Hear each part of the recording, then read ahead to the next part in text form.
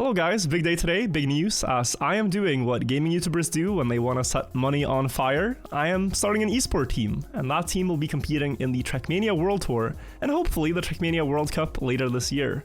If you're watching this video as it releases, their first match is already tomorrow, so I'll put the timestamps on screen. Hopefully you guys check it out. It's going to be very early morning in Europe. I have to get up and cast at 7 AM, but it's going to be nice evening times in North America and midday in Australia. And the reason for that is that my teammates and my team is based in Australia. We'll get a little bit into what the team is called, who the players are, why I chose to start a team, what format they're playing, and what maps they're playing. It's gonna be a lot of stuff, but it's really exciting to me. I hope you guys are excited as well. So let's cover everything and tell you guys about my team. The name of the team is Jetlag. Jetlag Racing. There's no real deeper meaning behind it, but the source of inspiration for the name is that both players are Australian. They have to travel out to Trackmania tournaments in Europe, as that's where all the tournaments happen. And so, yeah, you're gonna have jet lag. It's on brand. We also have a logo, looks like this. And if you look closely, we try to combine a J and an L to forming a W. I'm not sure if you can see it, but that is the inspiration there. We're also having a car skin made, a beautiful skin. It's still a work in progress, but we should have it ready for the match, so can't wait to show you guys that. Now let's talk about the players on the team. You have two players, Trackmania World Cup and Trackmania World Tour is played in duos. Starting with Mudda, he is the world's best full speed player, undisputed for about the last 10 years, has so many accolades in that style. He once won a full speed cup of the day with 22 out of 22 round wins, and has also, beaten Deep Fear in under 10 minutes, accomplishment that took him 800 hours of grinding to achieve. Also in Trackmania Competitive, when they play multi-style, they play all the different surfaces and, very tricky maps. He has won the tournament solo in 2022, beating Carl Jr. in the final in a spectacular 1v1.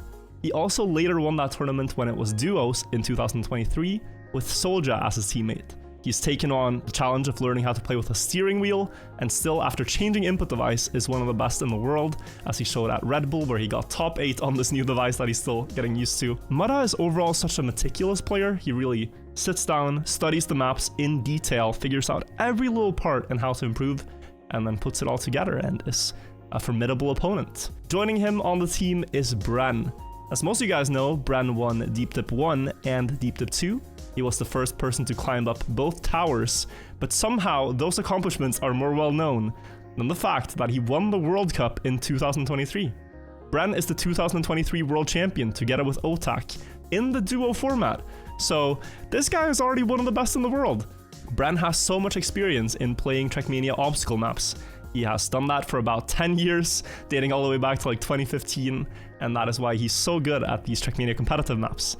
They have so many obstacles and jumps, and he's able to find all little tricks to make them very consistent. So happy to have a lot of pace and a lot of consistency on the team. And you might say, well, that's a really stacked team. And yeah, it is. We are going for the trophy. We're going for the championship.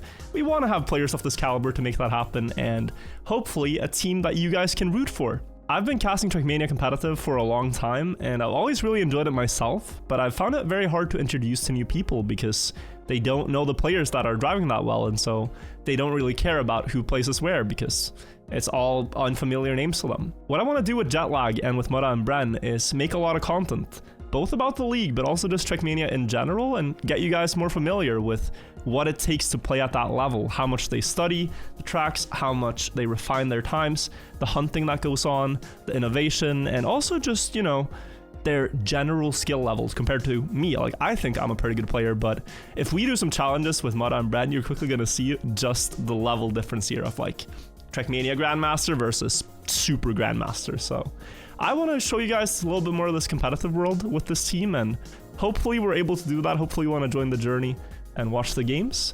And I'll show you probably a little bit of that now when I play the maps, and then we can talk about the format they play as well. So let's hop into the game. Let me show you one of the 5 tracks that we'll be playing tomorrow and for the first phase of Trackmania World Tour, and then let's talk about the format as we do that. So the track I've chosen to do is Limbo. I've watched a lot of runs on these tracks, but I haven't actually played them that much. You see my bronze medal here, a 124, and the world record is a 105. Start the green timer and let's go. All right, so these maps in competitive, you're gonna see they have a little bit of everything. A little bit of dirt, a little bit of drifting, a lot of obstacles, and usually a main theme. The main theme on this one is all the water bounces that manipulate the car in different ways, but the pros, when they drive these tracks, they really just make it look like a dance. All choreography, perfectly executed, and they can just do it on repeat. Whereas when I'm driving it now, you'll see it's a very unrefined process.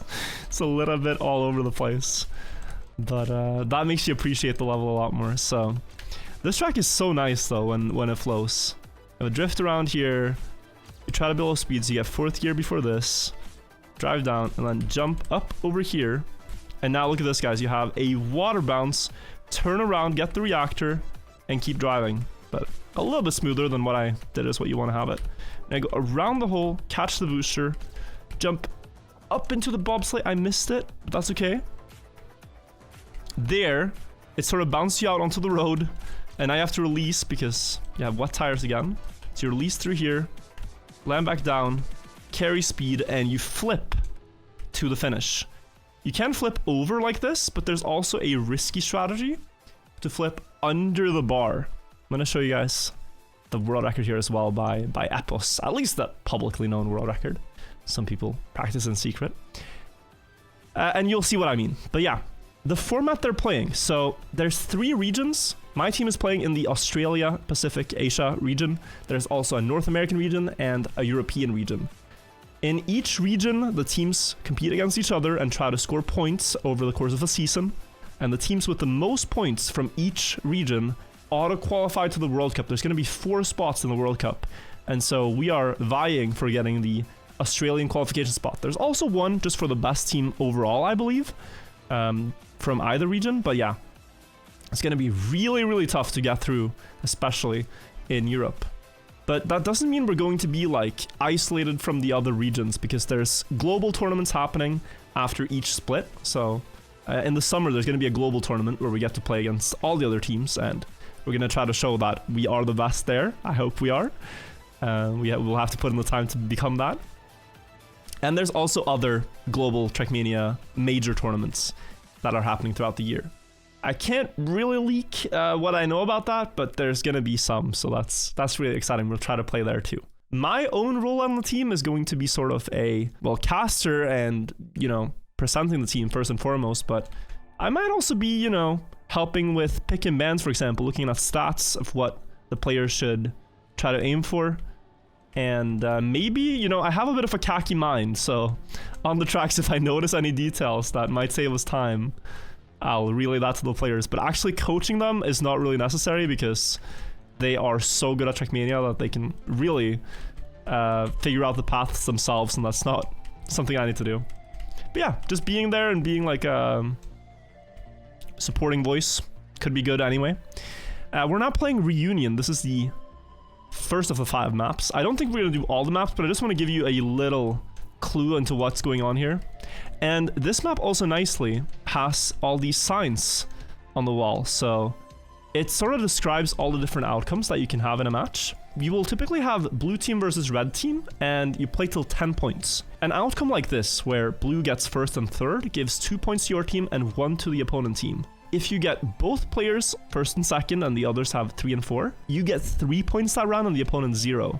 An ace is so valuable because it's worth 3 times as much differentially as a victory. You can also have a, let's see if we can find the sign, a draw. Yeah, here, where first and fourth is the same as second and third, so both teams get 1 point each.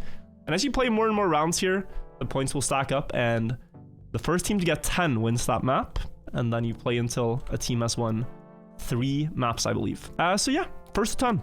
It's a really cool track that they have this to show all the points format, but it adds a lot of strategy to Trackmania, where, you know, in single player racing, you kind of just first to the finish wins, just drive fast. There's no real strategy beyond that. But here you should have recognition of rounds where you could potentially get first and second. Like, let's say this scenario. You're driving, the opponent team has a mistake, and you recognize that, okay, if we both risk now, we could score 3-0 instead of 2-1. Huge value. You really wanna capitalize. So then you might risk more. Now you have strategy where you didn't before. Or this, right? your teammate fails and you're in a 1 versus 2. Well, now you really have to risk to prevent the ace, etc, etc. I'm listed as the team owner on the website, right? But I'm also listed as a substitute. So in the case that, you know, either Mudda or Bren gets an injury, or, you know, one of them gets sick and can't play the match, whatever the circumstance might be, I gotta be ready. I'm the team's only substitute. So actually, you know, I should be practicing more here.